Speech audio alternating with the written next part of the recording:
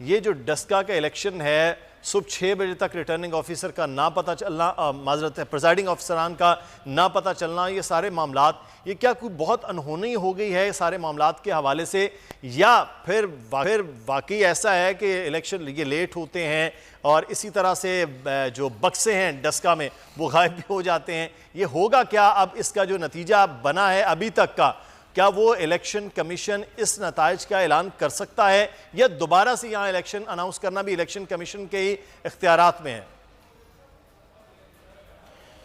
बिस्मिल्लाहिर्रहमानिर्रहीम।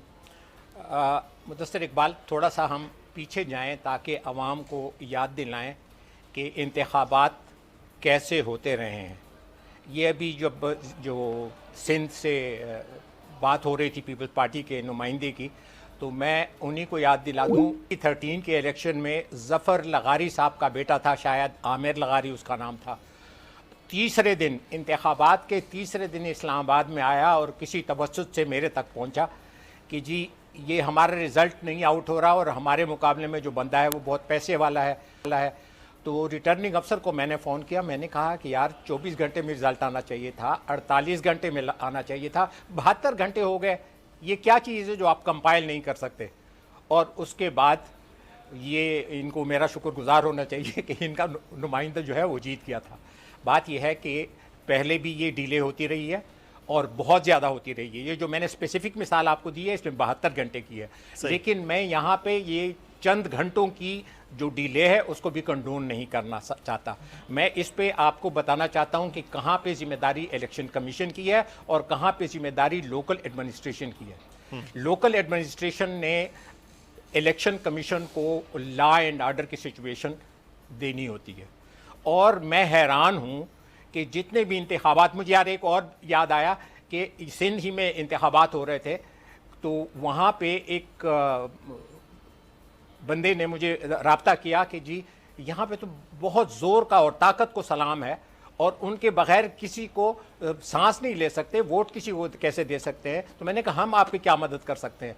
उसने कहा कि जी हर पोलिंग स्टेशन पे 2 फौजी जवान खड़े करवा दें, और हमने वहाँ पे फौजी जवान खड़े करवाएं और वो उनका जायज़ नुमाइंदा जीता। बात यह है कि अभी जो इस इलेक्शन में 2 लोगों की जानें गई, उसमें डिस्ट्रिक्ट एडमिनिस्ट्रेशन, पंजाब की पूरी एडमिनिस्ट्रेशन इन दोनों जानों की ज़िया की ज़िम्मेदार है।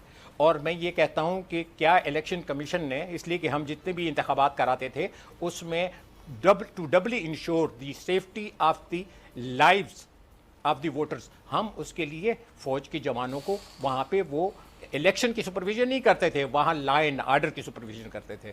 इसलिए कि पुलिस तो गुंडों से या मिली होती है या डरती है या ख़रीदी जा सकती है। फ़ौजी जवान जो है वो तो पाकिस्तान का सिपाही है, उनके ऊपर हमारी जान भी कुर्बान।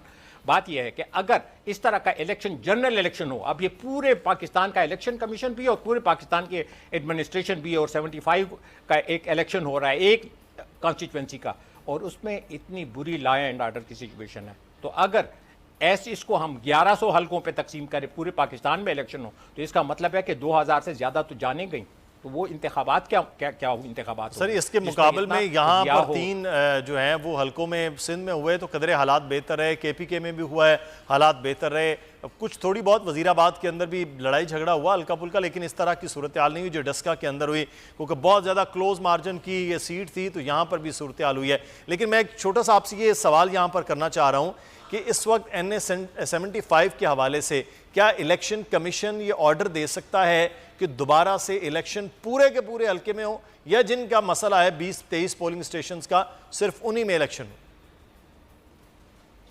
बात यह है कि उसी का इलाज किया जाए जहां पे जख्म हो। आप उसी जगह क्यों खुजली करते हैं ना जहां पे खारिश हो रही हो, where there is a problem.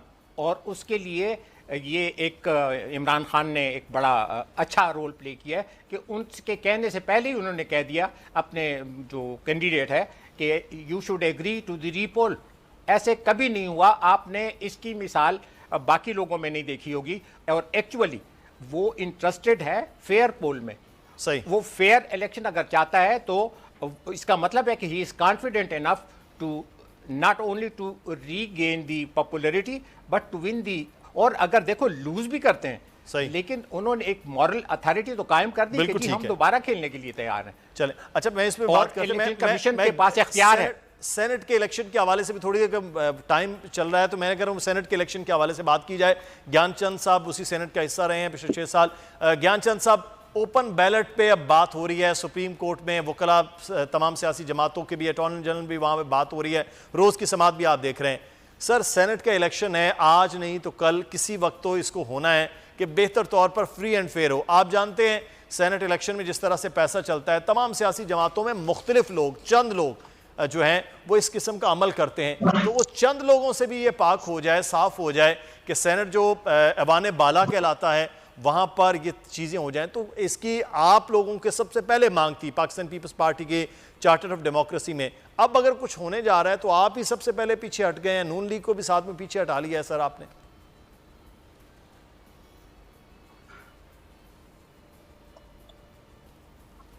Gyanchand साहब सुन सकते हैं सर?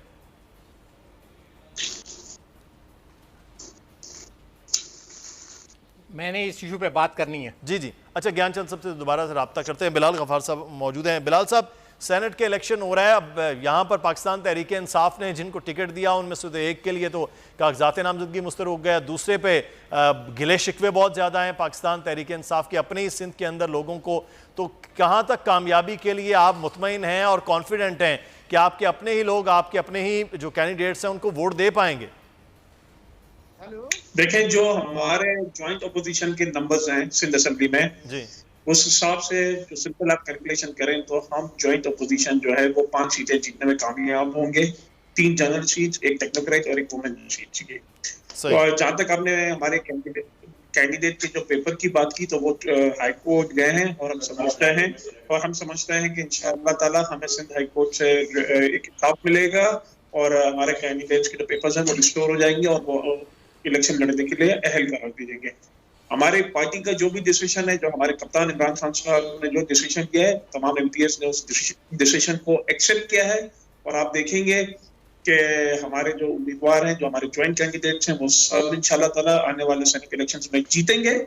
लेकिन मैं यहाँ पे एक बात कहना चाहता हूँ कि 2-3 दिन पहले चीफ मिनिस्टर मुराद अली शाह साहब ने एक स्टेटमेंट दिया, उनका वीडियो पैगाम भी आया कि हम इस इलेक्शन में सरप्राइज देंगे और हम 10 सीटें निकालने में जीत कामयाब होंगे। एक्सेप्ट कर रहे हैं कि वो हॉर्स ट्रेडिंग करेंगे, वो मंडी जो है हमेशा जो सेनेट के इलेक्शंस में चलती है वो वापस उसी टैक्टिक्स पे जा रहे हैं। वो क्या बताना चाह रहे हैं?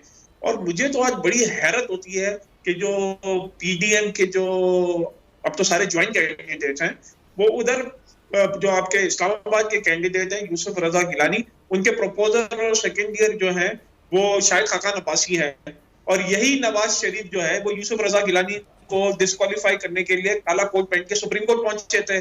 तो मेरा जो कप्तान कहता था 24 साल पहले कि ये जब ये सारे चोरों पे, डाकों पे हाथ डाला जाएगा तो ये सब इकट्ठा हो जाएंगे और सेनेट इलेक्शंस में देखें कि तमाम जो पार्टी का मुकाबला सिर्फ पाकिस्तान तहरीक इंसाफ से है।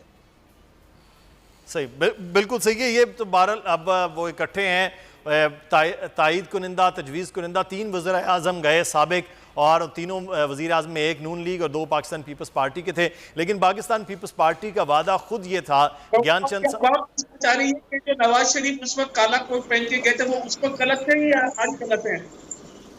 चलिए ज्ञानचंद साहब से मैं ये जान लेता हूँ। ज्ञान साहब, आज नहीं तो कल सेनेट को उन तमाम तर अमल से जो चंद लोग हैं जो पैसे का इस्तेमाल हो उससे पाक कर लेते हैं। दूसरा ये जो दावा हो रहा है कि 10 आप लोगों ने कैंडिडेट भी दे दिए हैं, 10 सीटें भी ले लेंगे सिंध के अंदर से, तो सर 10 का तो नंबर